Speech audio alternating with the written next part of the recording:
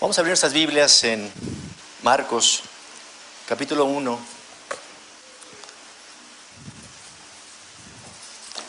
Marcos, capítulo 1.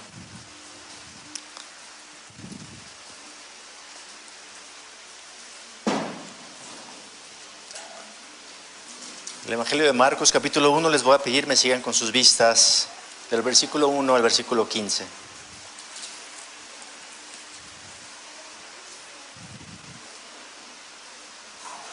Dice así la palabra de Dios. Principio del Evangelio de Jesucristo, Hijo de Dios. Como está escrito en Isaías, profeta, he aquí yo envío mi mensajero delante de su faz, el cual preparará tu camino delante de ti. Voz que clama en el desierto, preparad el camino del Señor, enderezad sus sendas. Bautizaba Juan en el desierto y predicaba el bautismo de arrepentimiento para perdón de pecados, y salían a él de toda provincia de Judea y todos los de Jerusalén, y eran bautizados por él en el río Jordán, confesando sus pecados. Y Juan estaba vestido de pelo de camello y tenía un cinto de cuero alrededor de sus lomos, y comía langostas y miel silvestre. Y predicaba diciendo: viene tras de mí el que es más poderoso que yo, a quien no soy digno de desatar encorvado la correa de su calzado. Yo a la verdad os he bautizado con agua, pero él los bautizará con Espíritu Santo. Aconteció en aquellos días que Jesús vino de Nazaret de Galilea y fue bautizado por Juan en el Jordán. Y luego, cuando subía del agua, vio abrirse los cielos y al Espíritu como paloma que descendía sobre él.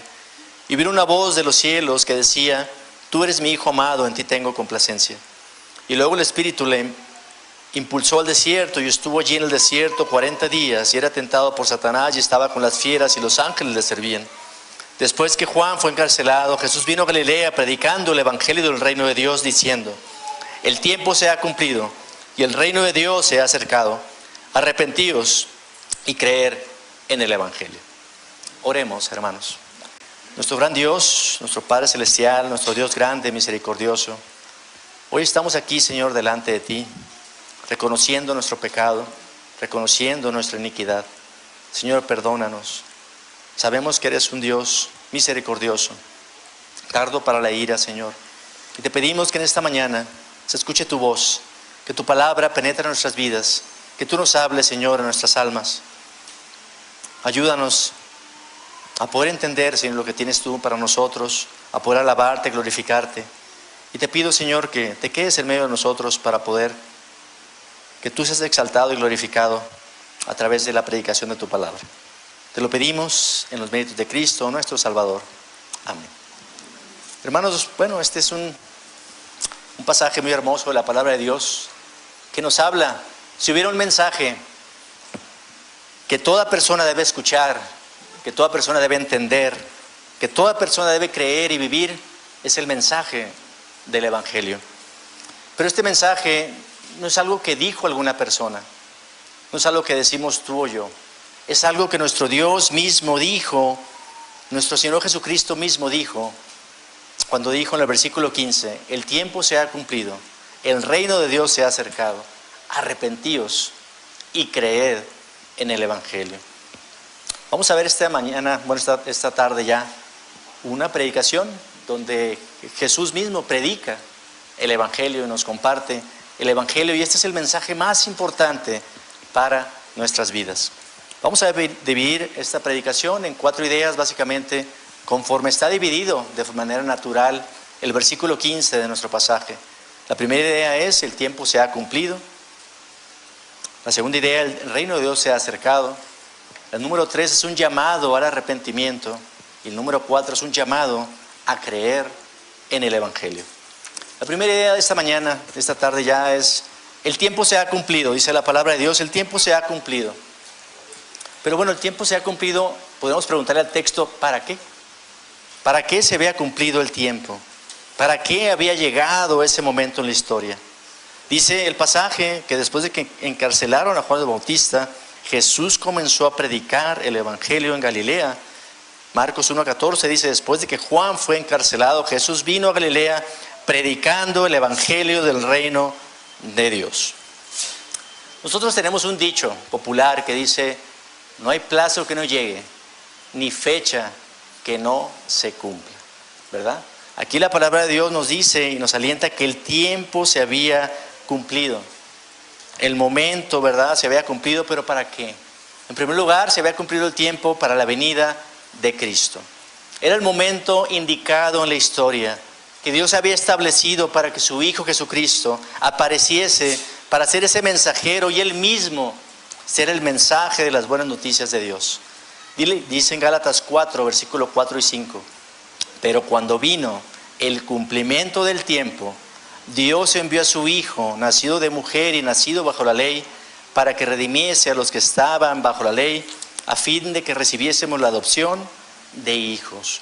Cuando vino el cumplimiento del tiempo, cuando vino ese momento, ¿verdad?, particular en la historia que Dios estableció. También en Efesios 1:10 dice, hablando de Cristo, de reunir todas las cosas en Cristo en la dispensación del cumplimiento de los tiempos, así las que están en los cielos como las que están en la tierra. Pero bueno, ¿por qué era el momento indicado, hermanos? En primer lugar, todas las profecías con relación a Jesús se habían cumplido. Todas las profecías alrededor que existían, dicen los teólogos y los expertos, que hay más de 350 profecías que se cumplieron todas en relación a la vida y muerte de nuestro Señor Jesucristo. También dice Tito 1:2, en la esperanza de la vida eterna, el cual Dios, que no miente, prometió desde antes del principio de los siglos. También sabemos en Timoteo 2, versículos 5 y 6, porque hay un solo Dios y un solo mediador entre Dios y los hombres, Jesucristo hombre, el cual se dio a sí mismo rescate por todos, de los cuales se dio testimonio a su debido tiempo. Jesucristo, ¿verdad?, nos trae ese mensaje de las buenas nuevas, ese mensaje de salvación. Y bueno, sabemos que se habían cumplido muchas profecías. Juan el Bautista predicaba, ¿verdad?, ese arrepentimiento para perdón de pecados. Pero sabemos que el Evangelio empezó mucho tiempo atrás. Desde Génesis 3:15 nos habla ya, ¿verdad?, del Evangelio, que se había prometido un Mesías que heriría a la serpiente en la cabeza, a Satanás, para destruir su reino para siempre.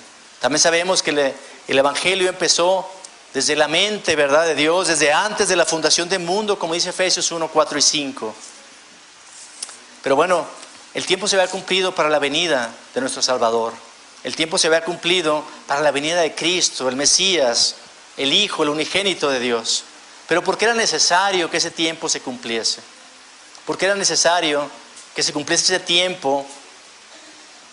Dice la palabra de Dios, bueno, que Jesús es Mesías, ¿verdad? Mesías y Cristo son una misma palabra. Mesías en hebreo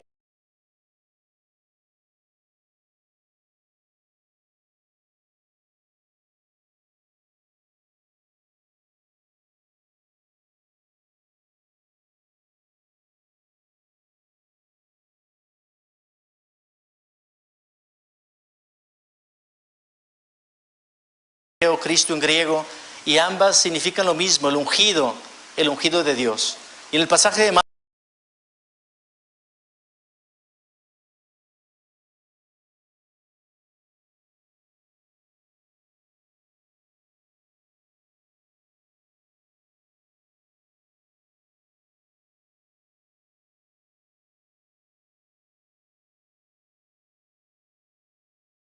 Marcos, vemos que la gente había estado esperando fervientemente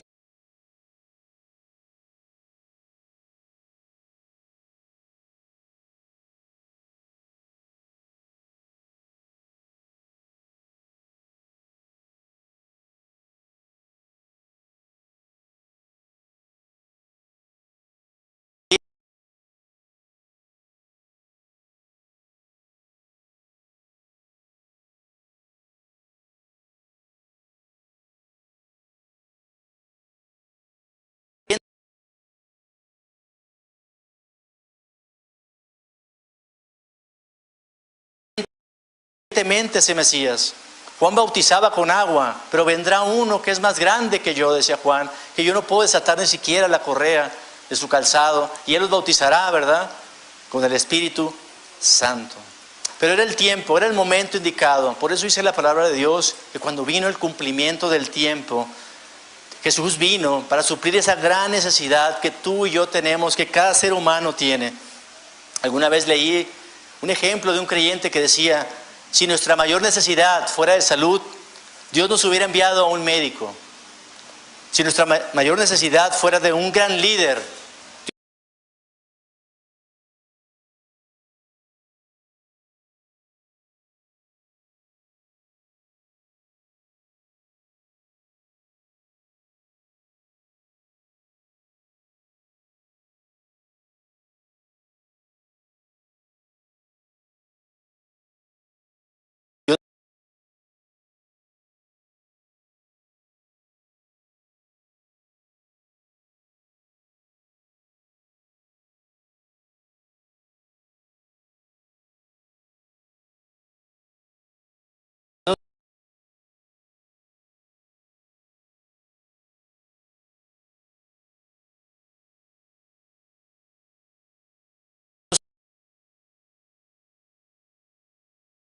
nos hubiera enviado a un gran político. Si nuestra mayor necesidad fuera de dinero, Dios nos hubiera enviado a un gran economista. Pero como nuestra mayor necesidad es espiritual, Dios nos envió a un poderoso Salvador. Cristo vino, ¿verdad?, en su momento. Ese poderoso Salvador vino de una manera humilde, como dice Filipenses 2, que no estimó el ser igual a Dios como algo que aferrarse, sino que despojó a sí mismo hasta la muerte y muerte de cruz. Así que era el momento, ¿verdad? Todos los acontecimientos proféticos se habían dado. Había habido varios mensajeros como Elías, Juan el Bautista, que habían preparado y dejado esa cena para que viniera en su momento nuestro Señor Jesucristo. Y notemos aquí, hermanos, la soberanía de Dios. Nuestro Dios es un Dios soberano que preparó el camino, puso en movimiento todos los acontecimientos mundiales, controló toda la historia, los diferentes eventos, los diferentes momentos para la venida de Cristo, haciendo todas las cosas en su amor y en su perfecta voluntad, como dice Romanos 8:28. Hermanos, dice así la palabra de Dios en Marcos 1:1, el principio del Evangelio de Jesucristo, Hijo de Dios.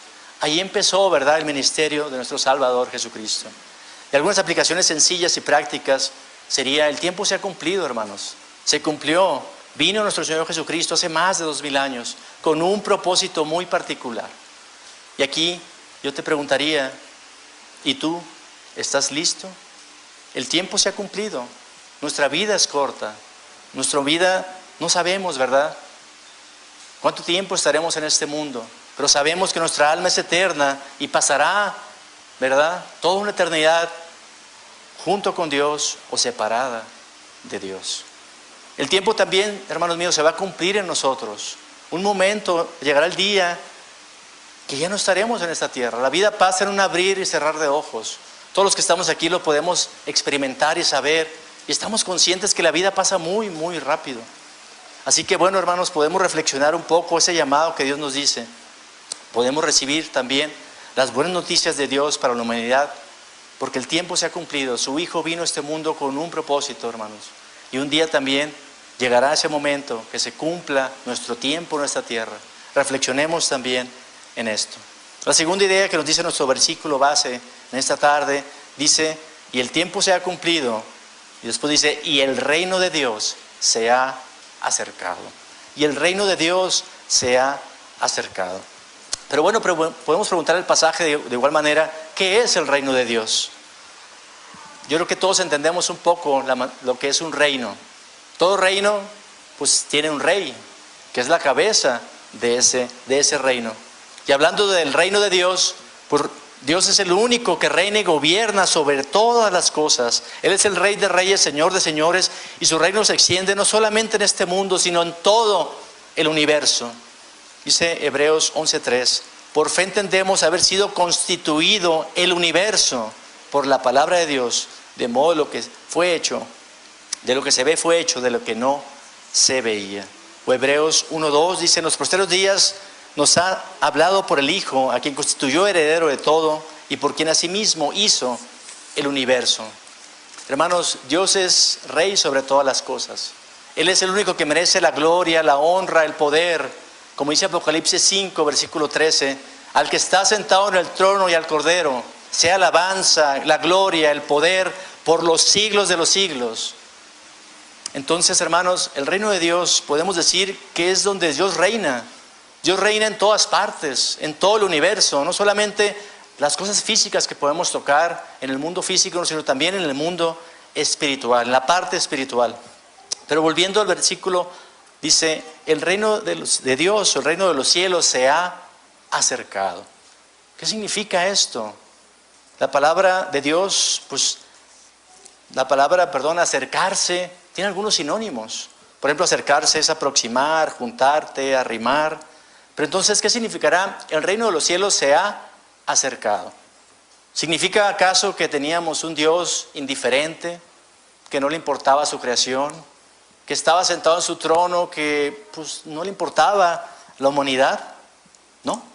Dice la palabra de Dios que nuestro Dios siempre ha sido soberano y todo lo que existe, Él lo conoce y está al pendiente de todo lo que pasa en su reino. Pero dice la palabra de Dios que en este momento en la historia, el Mesías prometido aparecía para ejecutar ese plan de salvación que se había preparado desde antes de la fundación del mundo. Es una bendición, hermanos míos, saber que Dios tiene control, que su reino es sobre todas las cosas y tiene control sobre todas las cosas. Y Él hacía hoy visible, ¿sí?, su reino a través de su Hijo Jesucristo. A lo mejor, hermanos, no es tan fácil para nosotros entender, ¿verdad?, cómo un Dios tan grande, tan infinito, creador de todo el universo, se hacía un hombre finito, frágil, como cada uno de nosotros. Jesús, como sabemos, pues fue bebé, fue niño, fue joven, y inició su ministerio aproximadamente a la edad de 30 años, dice la palabra de Dios. En Lucas 3:23, tal vez tiene la edad de algunos de ustedes. Lucas 3:23 nos dice, Jesús mismo al comenzar su ministerio era como de 30 años. Él fue, ¿verdad? ¿Cómo ese Dios tan grande, infinito, majestuoso, se hizo hombre, se hizo carne y habitó entre nosotros? Pero dice la palabra de Dios que lo hizo, ¿verdad?, con un propósito. Él fue humano, tuvo hambre, tuvo sed, tuvo cansancio, tuvo sueño, tuvo tentaciones, pero al mismo tiempo Él era Dios, un Dios vivo, ¿verdad?, que vivió una vida santa, sin pecado, pero fue crucificado y muerto como el peor de los criminales. Pues entonces podemos resumir, el reino de Dios se ha acercado, significa que Dios se ha hecho presente a toda la humanidad por medio de Jesucristo. Algunas aplicaciones sencillas o prácticas. El reino de Dios se ha acercado, hermanos, a través de su Hijo Jesucristo. Ese gran Rey del universo, ese Dios omnipotente, se hizo visible a nosotros, enviando a su Hijo en propiciación por nuestros pecados. Aquí una aplicación sencilla y práctica para nosotros en esta tarde es, el reino de Dios se ha acercado. ¿Y tú te has acercado a Dios? ¿Tú te has acercado a Dios a través de su Hijo Jesucristo? Compartamos también, hermanos, las buenas nuevas a otras personas. Hagamos visible el reino de Dios, el reino invisible a otras personas. Tú y yo, ¿verdad?, podemos ser testimonio a otras personas a través de nuestra conducta y nuestra manera de actuar. Número 3, recordemos que nuestra ciudadanía está en los cielos. Somos parte de ese reino de Dios. Lo importante, hermanos, no es lo temporal. El cielo y tierra pasarán, pero mi palabra nunca pasará. Nuestra tercera idea de esta tarde, conforme el versículo dice, el tiempo se ha cumplido, el reino de Dios se ha acercado. Nuestra tercera idea, dice el versículo, arrepentíos. Nuestra tercera idea es un llamado al arrepentimiento. Un llamado a arrepentirnos. Eso lo dijo nuestro Señor Jesucristo. Arrepentíos y creed en el Evangelio. En algunas palabras, en algunas Biblias, algunas versiones de las Biblias, la palabra arrepentimiento se puede traducir con la palabra convertíos. Entonces podemos leer nuestro versículo, ¿verdad? El tiempo se ha cumplido, el reino de Dios se ha acercado, convertíos y creed en el Evangelio. Pero bueno, tanto la palabra arrepentirnos como convertidos significa un cambio de dirección, un cambio completo de rumbo. Entonces, bueno, ¿qué es, verdad, el arrepentimiento?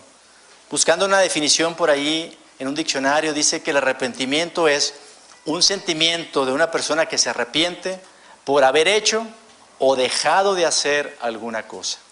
Nos arrepentimos porque hicimos algo o porque no hicimos algo. Pero bueno, el arrepentimiento bíblico implica un cambio completo de mentalidad, un cambio completo de perspectiva que va a un cambio completo de dirección o un cambio completo de rumbo. Sí, es como si fuéramos, ¿verdad?, hacia el norte, ¿verdad? Nos arrepentimos, nos convertimos y vamos automáticamente ahora hacia el sur. Completamente un cambio completo de rumbo. Y bueno, una de las mejores ilustraciones para este tema es la parábola del hijo pródigo.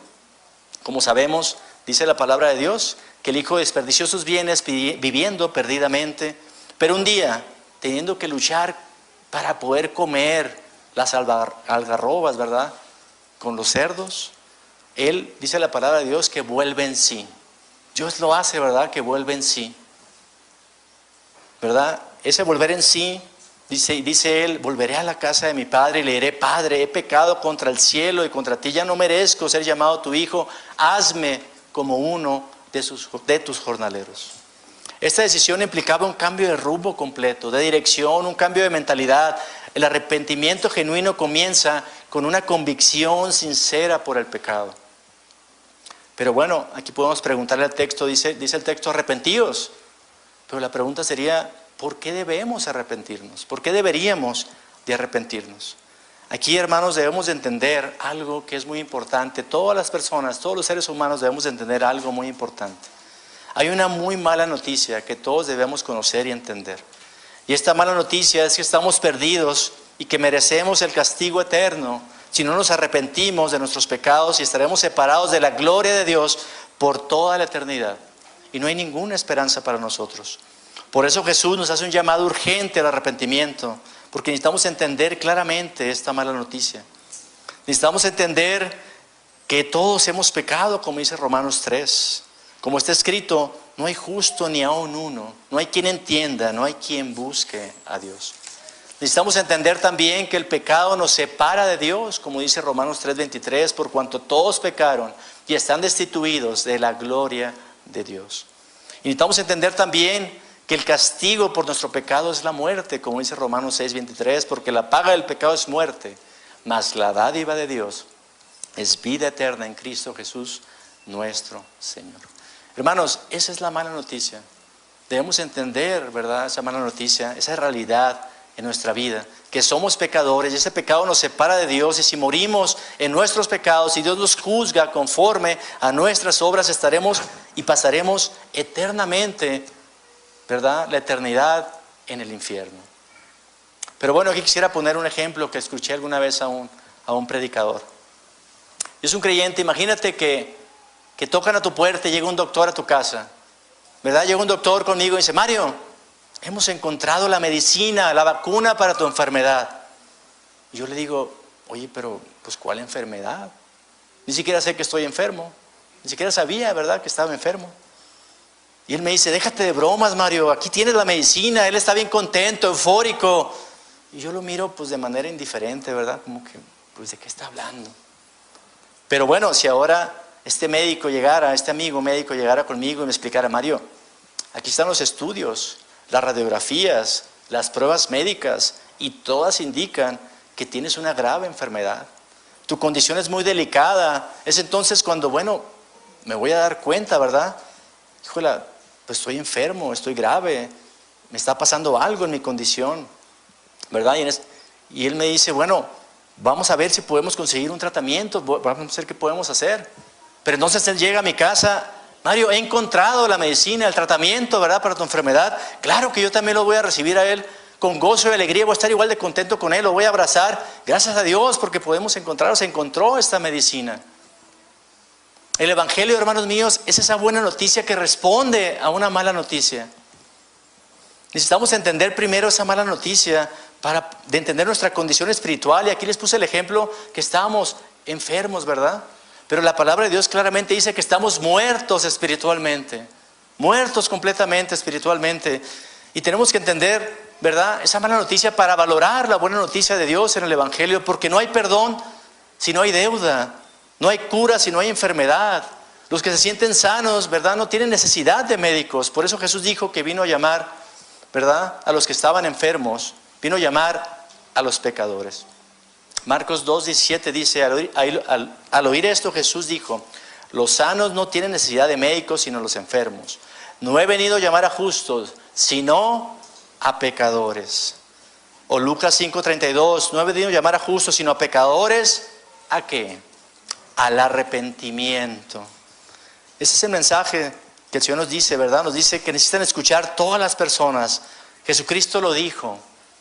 Cuando te pregunten que compartes el Evangelio, no lo estás diciendo tú, ¿verdad? Lo dijo Cristo mismo. Arrepentíos y creed en el Evangelio. Necesitamos convertirnos, hermanos míos. Dice la palabra de Dios que necesitamos entender y compartir esa mala noticia a las demás personas para que ellos también puedan encontrar perdón y salvación en Jesucristo. Pero bueno, antes de eso, necesitamos sentir ese pesar, esa aflicción, ese remordimiento, esa pena, ese dolor, ese agobio por nuestro pecado. Necesitamos sentir esa fiebre de la culpa que nos lleve a los pies de la cruz y nos acerque al médico del alma, que es Cristo. Necesitamos sentirnos miserables por nuestro pecado, sentirnos pequeñitos ante un Dios santo e infinito, sentirnos culpables porque por esa culpa, ¿verdad? Son como si fueran los dolores de parto antes de que nazca el bebé, el arrepentimiento. Hermano mío, amigo mío, si hoy te sientes miserable por tu pecado, es una buena señal. Dios tal vez a través de su Espíritu está obrando en ti, poniendo convicción de pecado. Tal vez está obrando para salvación en tu vida y de tu alma. Decía un creyente una frase que me gustó, que se las comparto. Bendita sea la culpa si por esa culpa terminas a los pies de Cristo. Bendita sea la culpa si por esa culpa terminas, gracias, a los pies de Cristo. Hermanos, tenemos que entender que esa enfermedad que todos tenemos tiene cura. Y esa cura se llama gracia y misericordia en Cristo.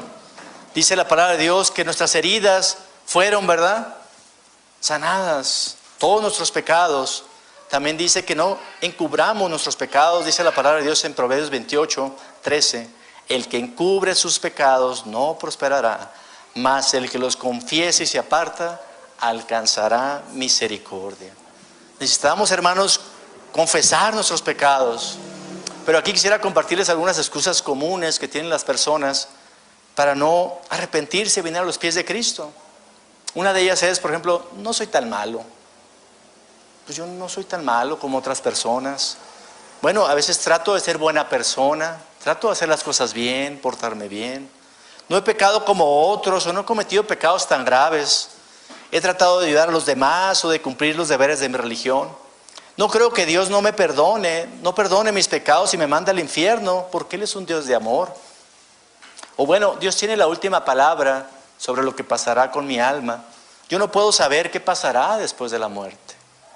Todas estas, amigo mío, son excusas para no venir a los pies de Cristo. Son excusas porque no has entendido tu situación y la gravedad de la enfermedad que produce nuestro pecado. Si hoy sacáramos un estudio, una radiografía y ponemos delante de nosotros la ley de Dios, sus mandamientos, ¿cómo saldría el resultado? ¿Cuál sería, verdad, el resultado de ese estudio, de esa radiografía? Por ejemplo, bueno, haciendo una analogía con los 10 mandamientos, número 1, pues no amamos a Dios como deberíamos hacerlo. Número 2, no cuidamos nuestras palabras y muchas veces maldecimos. Número 3, o verdades a medias para lograr lo que queremos. Y número 10, no respetamos las cosas de los demás, sino que tenemos envidia y deseamos lo que otras personas quieren. Hermanos, si analizamos nuestra vida y sacamos una radiografía a la luz de la ley de Dios, nos daremos cuenta de que estamos perdidos y que nuestra condición es muy grave. Por eso el Señor dice y nos predica el Evangelio y nos dice, arrepentíos, porque Él sabe que hemos desobedecido su ley y somos culpables de juicio. Y si hoy Dios me juzga y Dios nos juzga por las acciones y los pecados que hemos cometido, ¿seríamos inocentes o culpables? Yo sería culpable, hermanos, de cada una de estas cosas. Tal vez en este momento estamos pecando con algún pensamiento.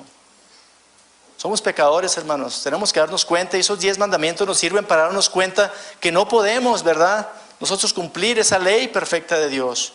Porque Romanos 3:20 nos dice que por medio de la ley vino el conocimiento del pecado.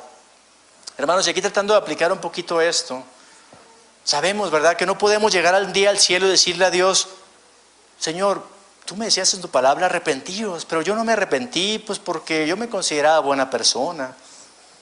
Yo pues cometía pocos pecados, me sentía bueno. Además no creí que tú, Jesús, fueras el único camino al cielo, porque pues yo cumplía con mi religión o hacía cosas buenas. Yo no necesitaba únicamente a Jesús.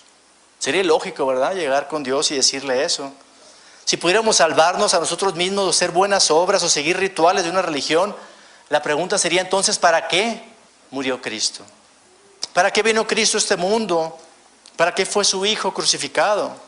Si tú y yo pudiéramos salvarnos por nuestras obras y no por la gracia de Dios, entonces Cristo habría muerto en vano.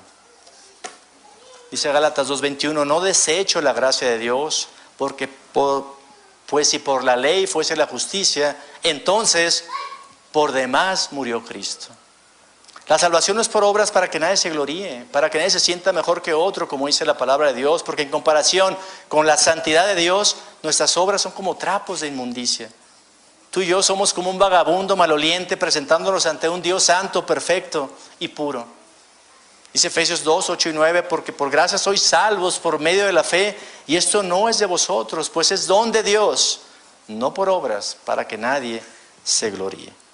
Hermanos, y aplicando aquí 3 enseñanzas muy sencillas a esta idea. Primero, tenemos que darnos cuenta de nuestro pecado y la condición espiritual que tenemos en este día. Eres pecador, somos pecadores y si Dios nos juzga conforme a nuestras obras, seremos culpables de juicio y castigo eterno por nuestros pecados. Número 2, no debemos tratar de ocultar nuestro pecado, porque Dios conoce todas las cosas.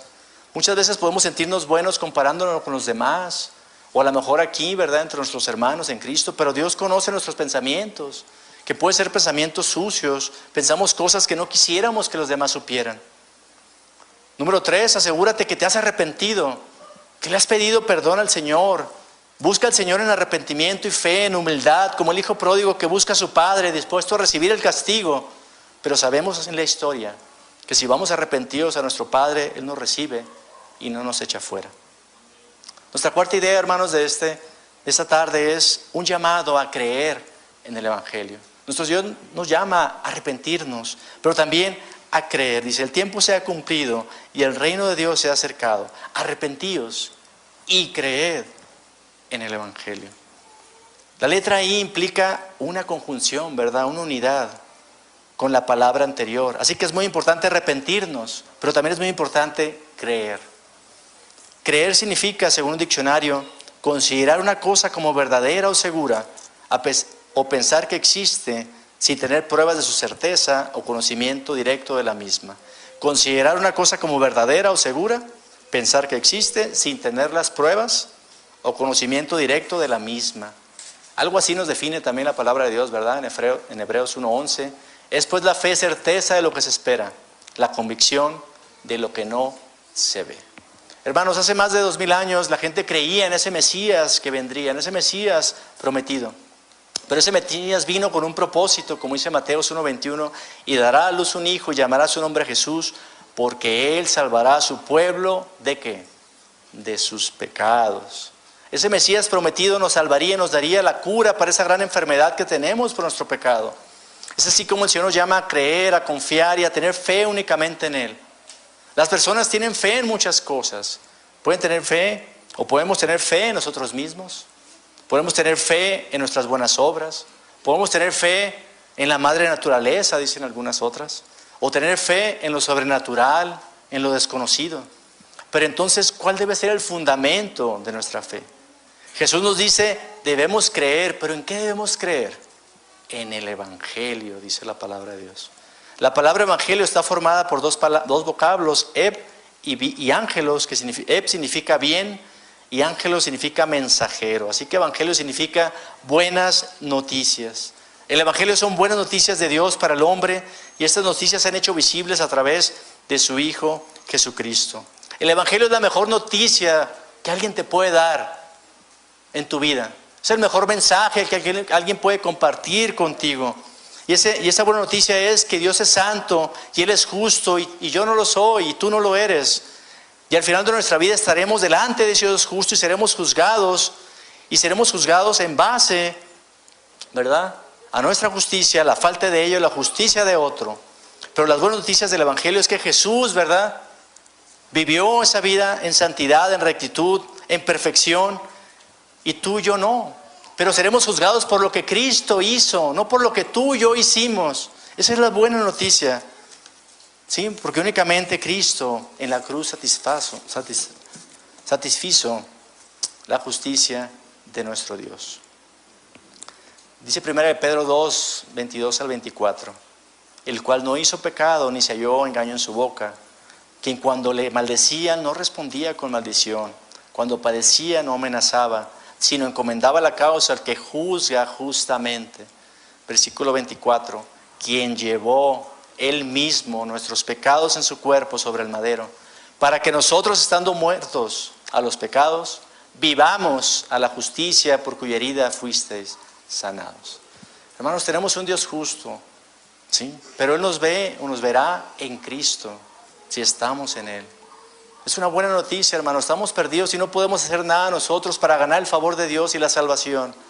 Pero Dios, en su misericordia y en su amor, mandó a su Hijo en propiciación por nuestros pecados. Y Él llevó, ¿verdad?, nuestros pecados en su cuerpo sobre el madero, para que podamos hoy nosotros vivir a través de Él.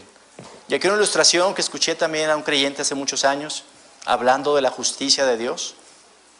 Hace muchos años escuché esa historia de un creyente que decía que había un juez en Estados Unidos, un juez en California, que pues llegó una mujer, una persona que había sido detenida por exceso de velocidad. Entonces él le pregunta a la mujer, ¿te declaras culpable o te declaras inocente? Y ella dice, me declaro culpable. Entonces, ok, el juez da un golpe. Entonces vas a hacer, fuiste acreedor a una multa o a ciertos días de arresto domiciliario. Entonces da el juez ese golpe, se quita su toga, se quita el birrete, digamos, se levanta, desciende frente al estrado, saca su cartera y paga la multa. Y uno dice, bueno, ¿cuál es la explicación a esto, verdad? Era que el juez era padre de esta muchacha y obviamente él dictó sentencia, ¿verdad? Tenía que hacer justicia, tenía que pagar esa multa o esos días de arresto, pero en ese momento él baja y paga la multa de su hija. De alguna forma es una analogía, hermanos, de lo que Cristo, de lo que Dios ha hecho con nosotros. Él es un Dios justo, ¿verdad? Es un Dios justo y tú y yo merecemos el castigo eterno. Pero Dios en su amor y en su misericordia tenía que dar, ¿verdad?, ese golpe y decir, la paga del pecado es muerte.